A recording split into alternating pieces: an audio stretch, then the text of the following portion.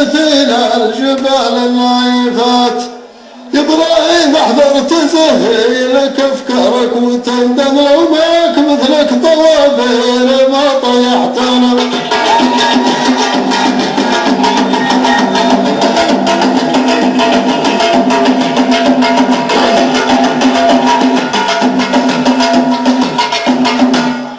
اسمعوا يا الربعه وش ذا بيقول المنصري، قال في رسيل صالح وعبد الله دول، ولو اللخمي بثقل الجبال النايفات.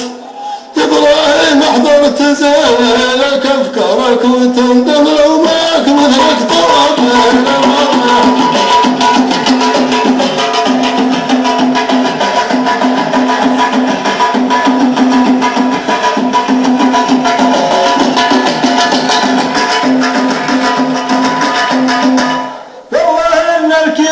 الرابعة ما هو منصري، البطر والزودي يفنى الممالك والدول،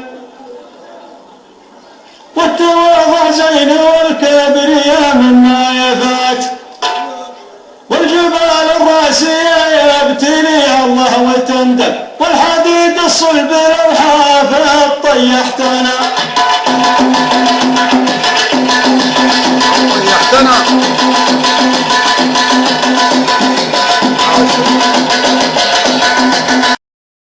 يا لا لا لا لا لا لا لا لا لا لا لا لا، أنا يا عبد الله ما ضاق منكم خاطري، كلها ما تفرق إن جاء رضا وإن جاء زعل، غير ما ودي برجع النقادة والشمات.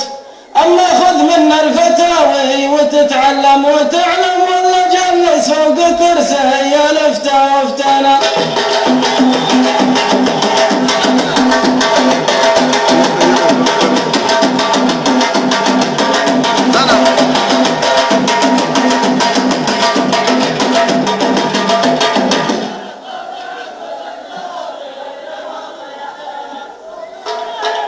أنا يا عبد الله ما ضاق منكم خاطري، كلها ما تفرق إن جاء رضا وإن جاء زعل، غير ما ودي برجع النقادة والشمات.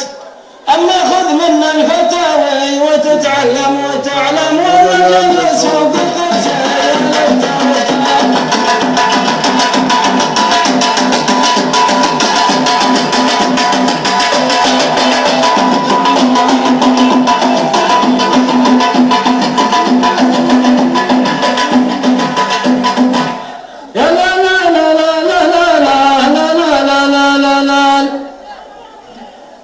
ما تركتك من حصلت منكم خاطري، ما لقينا في نهر الحصاد الا زال، عشت والغشيت وحسبت الغش مات.